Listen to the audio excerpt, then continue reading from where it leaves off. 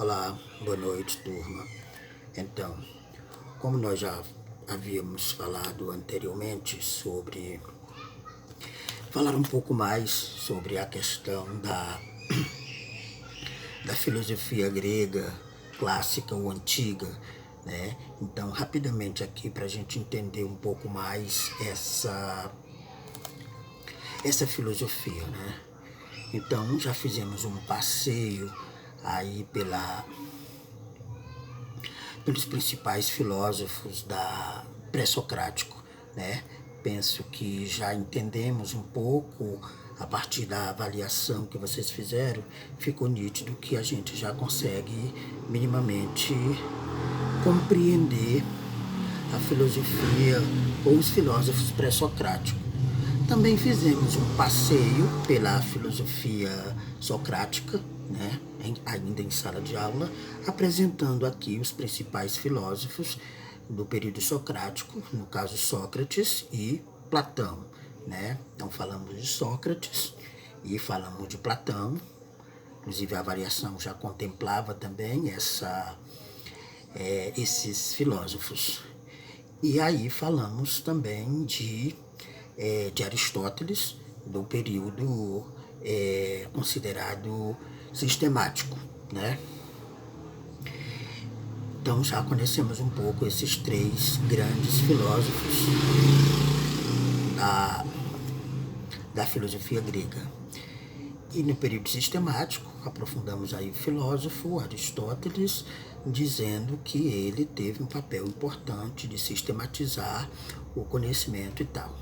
De forma que chegamos na filosofia helenística, né, que é o que a gente vai tentar aprofundar aqui rapidinho, 2, 3 minutinhos.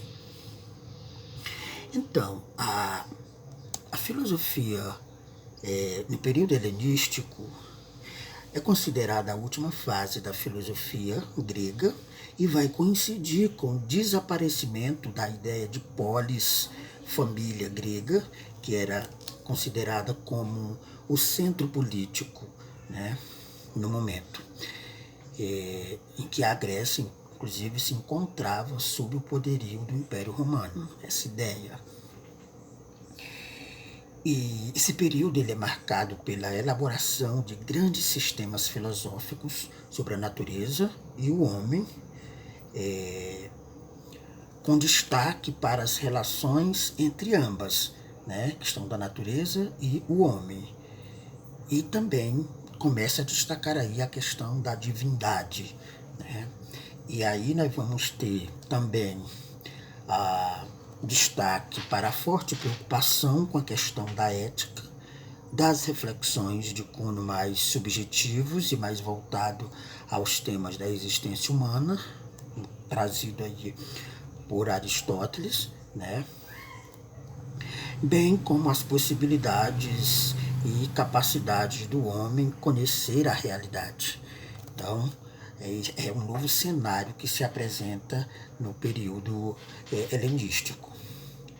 Nesse período, nós temos, de forma organizada, 4 momentos, a partir de 4 pensadores que a gente considera fundamental para entender esse período. No livro do Gilberto Coutrin, esse livro, na página 108 em diante, vocês podem fazer a leitura, vai estar destacando aí a filosofia helenística de forma bem clara. E o que é que fica claro nesse período é que a preocupação estava em buscar a felicidade interior, né? Então, as principais correntes filosóficas desse período, elas vão tratar sobre a intimidade, a vida interior do homem.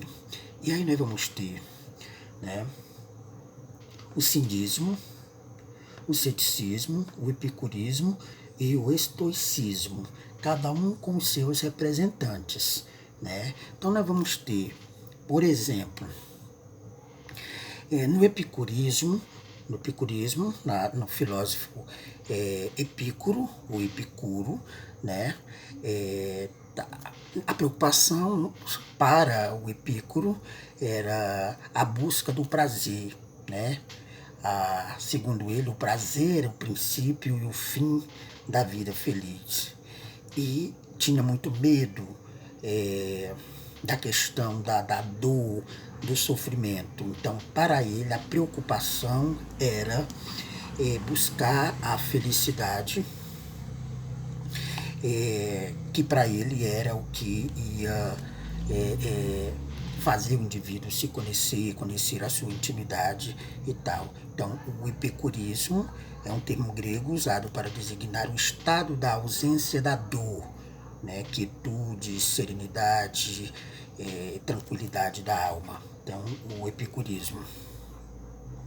Aí nós vamos ter o estoicismo, que é marcado aí pelo filósofo chamado Zenão, que não é o mesmo Zenão de Eleia, né? É um outro Zenão, Zenão de Sítio. E o estoicismo vai tratar também dessa questão da busca da felicidade. E ele vai dizer que a relação com Deus, essa questão da liberdade, né, ele propõe o dever da compreensão como o melhor caminho para a felicidade. Ser livre e viver segundo a própria natureza, né, que por sua vez integra a natureza do mundo. Então, para os estoicistas, compreender a natureza, a relação do homem com essa questão de Deus, lhe traria liberdade. E a liberdade era o encontramento aí da felicidade. No pirronismo, não temos aqui o pirronismo, mas vamos tratar também do Pirro. Pirro era um filósofo que defendia que nenhum conhecimento é seguro, né, que é a ideia do ceticismo.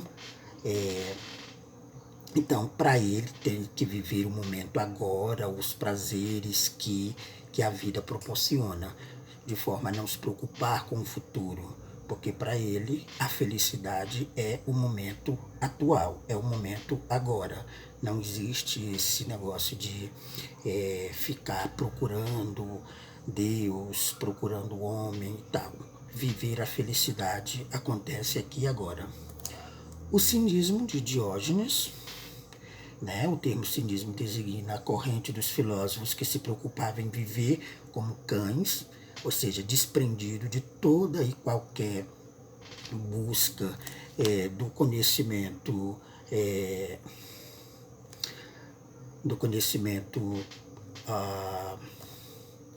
sobre as coisas, sobre a matéria, mas estava preocupado em buscar a felicidade, não nas coisas, mas na essência, né, na sua própria essência de si. Por isso, está desprendido de tudo, né, que tem a matéria. Então, tem até um exemplo no livro, na página 111, O Barril e a Esmola, conta um pouquinho da história do Diógenes, que é um filósofo que é totalmente desprendido dessas questões materiais. Vocês podem ver lá. Então, falamos então do cinismo, representado pelo Diógenes, do ceticismo, que é aí representado pelo Pirro, ou pirronismo, como a gente chama, né? O epicurismo do Epícoro e o estoicismo do Zenão de Cício. Então, aqui está muito bem resumida a compreensão de cada uma delas, certo? Então, vou colocar uma questão de reflexão para a gente conversar lá na sala de aula virtual, certo? Então, vejam lá uma questão, eu gostaria que cada um desse a sua participação, a sua contribuição, a sua intervenção, a partir do questionamento que eu vou fazer lá na plataforma, certo? Então se dirijam para lá agora e vão fazer essa reflexão.